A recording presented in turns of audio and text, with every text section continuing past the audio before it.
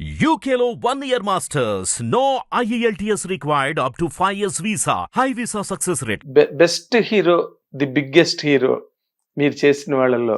నాకు అందరూ ఇష్టమే. నాకు బిగ్గెస్ట్ వాళ్ళు చిన్న అనేది ఏమి ఉండదు. మ్మ్. ఎవరు బాగా చేసి ఆ సిచ్యువేషన్ ఆ సినిమా హిట్ అయితే దాన్ని ఎంజాయ్ చేస్తుంటా. మీ పాట హిట్ అవ్వాలి, మీ నా సినిమా పాట కూడా చూడను నేను, అసలు అట్లా సెల్ఫిష్ గా ఎప్పుడు ఉన్నాను. ఓకే. ఎవరు చేసినా కూడా పాట బాగుందంటే నేనే ఫోన్ చేసి చెప్తా, సూపర్ గా చేసామ్మా పాట, సూపర్ గా ఉందమ్మా అని.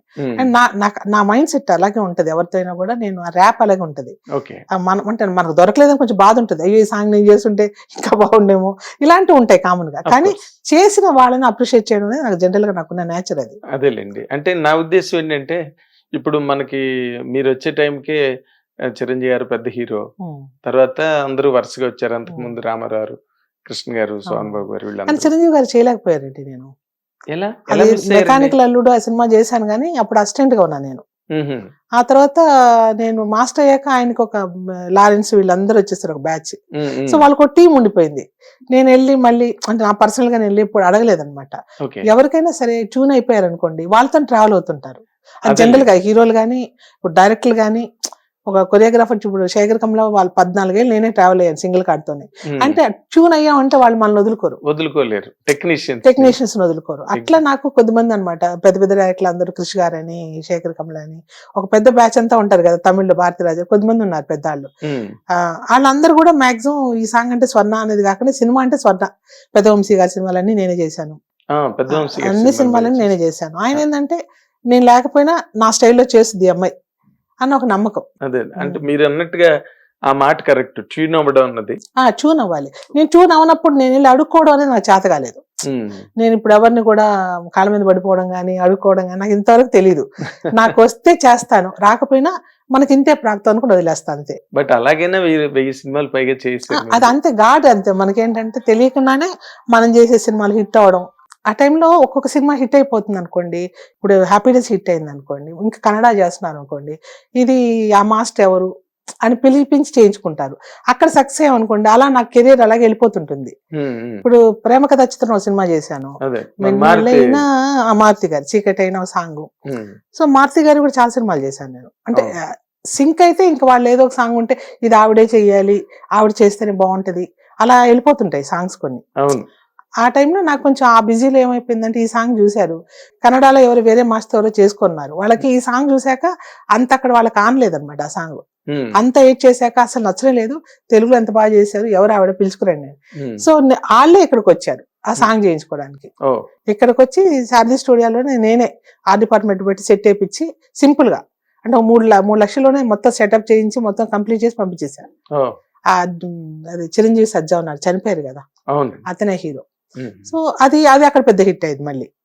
అట్లా మనకి సక్సెస్ అనేది ఎలా వస్తుందంటే ఇలాగే వస్తుంది. అది ఎత్తుక్కొని ఒక సాంగ్ హిట్ అయితే ఆ సాంగ్ అక్కడ హిట్ అవ్వడం. అంటే ఎవరి కెరీర్ అంతే కదా, అంతే టెక్నీషియన్స్ ముఖ్యంగా. మా లైఫ్ అంతా అలాగే ఉంటది. సో అక్కడ కూడా నేను ఎవరిని అడగలేదు. మన సాంగ్స్ హిట్ అవుతున్నాయి. ఇప్పుడు ఒరిస్సాకి వెళ్ళాం, ఒరిస్సాలో మంచి సాంగ్, చాలా మంచి సాంగ్స్ ఉంటాయండి. 100 days ఆడిన సాంగ్ల వల్ల 100 days ఆడిన సినిమాలు కూడా ఉన్నాయి. అంటే మనకే ఎక్కడైనా దాంతో ఏమవుతుందంటే, ఇంకో డైరెక్టర్ ఏంటి, ఆ మాస్టర్ ఎవరో పిలవండి హైదరాబాద్ నుంచి, ఆవిడతో చేయించుకుందాం అని అట్లా మాట్లాడతాను అనమాట. యాక్చువల్ గా నేను తెలుగులో తీసుకున్న రెమ్యునరేషన్ కూడా ఒరియా వాళ్ళకి మొత్తం బడ్జెటే 30 లక్షలు, 40 లక్షలు, 50 లక్షలు దాటరాళ్ళు సినిమాకి, చిన్న బడ్జెట్. అలాంటి వాళ్ళు కూడా నాకని స్పెషల్ గా ఈ 3 సాంగ్లు ఇవి చేస్తే ఇంత డబ్బులు ఆవిడకి ఇచ్చుకోవచ్చు అని దాచి చేసిన వాళ్ళు కూడా ఉన్నారు. సో అది నాకు అదొక వరం అనుకోవచ్చు. ఎందుకంటే ఎక్కడో సాంగ్ హిట్ అయితే ఆ సాంగ్ వల్ల నాకు ఇన్ని సినిమాలు రావడం, అదే ఒరియాలో నేను డైరెక్ట్ చేయడం చేశాను, అది కూడా నాకు ఆల్మోస్ట్ మంచి రేటింగ్ ఇచ్చారు. ఇవన్నీ కూడా తెలియకుండా జరిగిపోతా ఉంటాయి అంతే. అదేలేండి. ఆ విధంగా మీరు చిరంజీవి గారి సినిమా మిస్ అయ్యాను. అట్లా మనం ఏం చెప్పలేదు, దానికి రీజన్ ఏం సందర్భం ఏం రాలేదు ఆయన కలిసి చెప్పడానికి. మళ్ళీ రామచంద్ర గోవిందరందరూ వాడే అది కూడా కృష్ణవంశీ గారు ఆ సాంగ్ సిచ్యువేషన్ ఈవిడైతే బాగుంటది అంటే అలా వెళ్తుంటాం అనమాట. అంతేగాని సందర్భాన్ని బట్టి, అంతేగాని ఆ సాంగ్ పెద్ద హెవీ డాన్స్ సాంగ్ అంటే వాళ్ళకు ఒక టీం ఉంటారు, దాన్ని మనం డిస్టర్బ్ చేయలేము. ఇప్పుడు నా టీంను నేను ఒక చోట పర్మనెంట్ గా ఒక 5-6 మంది డైరెక్టర్ కంటిన్యూస్ సంవత్సరాల తోటి పనిచేస్తున్నప్పుడు ఇంకొకరు అక్కడికి వచ్చినప్పుడు మనకి ఎలా ఉంటుందో వాళ్ళకి అలాగే ఉంటది కదా. సో అందుకోసం నేను ఇప్పుడు ఆలోచించలేదు. ఒక్కటి మాత్రం ఆలోచించా, టెక్నీషియన్ అనేవాడు దేన్నైనా చేయగలగాలి, డాన్స్ ఒకటే కాదు. ఏడుపు సాంగ్ అని, డైరెక్టర్ సాంగ్ అని, సిచ్యువేషన్ సాంగ్, ఏదైనా ఎటువంటి సిచ్యువేషన్ అయినా హ్యాండిల్ చేయగలగాలి. మీరు మాంటేజ్ చేయడం అనేది చిన్న విషయం కాదు. అలాంటి మాంటేజ్ కి క్వీన్ అన్నట్టుగా నాకు పేరు పెట్టేశారు ఇండస్ట్రీలో.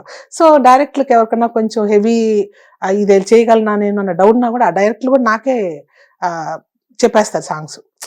సో ఎందుకంటే ఆవిడకి ఇస్తే కొంచెం మనం ప్లెజెంట్ గా ఉండొచ్చు, ఆవిడ ఆలోచించుకుంటది, ఆవిడ చేయాల్సింది, మనకి ఏ రకమైన ప్రయాసం ఉండదు అందులో రిలాక్స్ గా ఉంటాం, చెప్పేస్తాం కంటెంట్ ఆవిడకి, ఆవిడ చూసుకుంటది, ఇలా అయిపోతుంది అనమాట. అది వాళ్ళకి నేను ప్లస్ అయినప్పుడు ఆటోమేటిక్ వాళ్ళకి నేను ఫేవర్ అవుతాను. ఇంకో సినిమా చేసినా కూడా వాళ్ళకి మాస్టర్ గారు చేస్తే బాగుంటది అని కోరుకుంటారు. అలాగే నాకు కొద్దిమంది డైరెక్టర్లు దొరుకుతుంటారు. అంటే మీరు నార్మల్ గా మీరు చేసిన సినిమాల్లో ది బిగ్గెస్ట్ ప్రాజెక్ట్స్ అని మీరు చెప్పుకోవాలి, హ్యూజ్ ప్రాజెక్ట్స్ అని అంటే ఏం చెప్తారండి? మంచిగా ఉన్నాయి. నమ్మదం గాని చాలా మంది సినిమాలు చేశారు. బావా బావమరిది, బావలు సయ్య, ఇవన్నీ నేను చేసినవే. చాలా సినిమాలు ఉన్నాయి. ఇంకా ఈ మధ్య కాలంలో కూడా శాతకర్ణి గాని చాలా సినిమాలు అండి, మన వేదం అని, మంచి సినిమాలన్నీ చాలా ఉన్నాయి. Happy days, life is beautiful, ఇవన్నీ హిట్టే కదా. గోదావరి, అన్ని హిట్సే ఉన్నాయి, చాలా ఉన్నాయి. Very nice, very nice.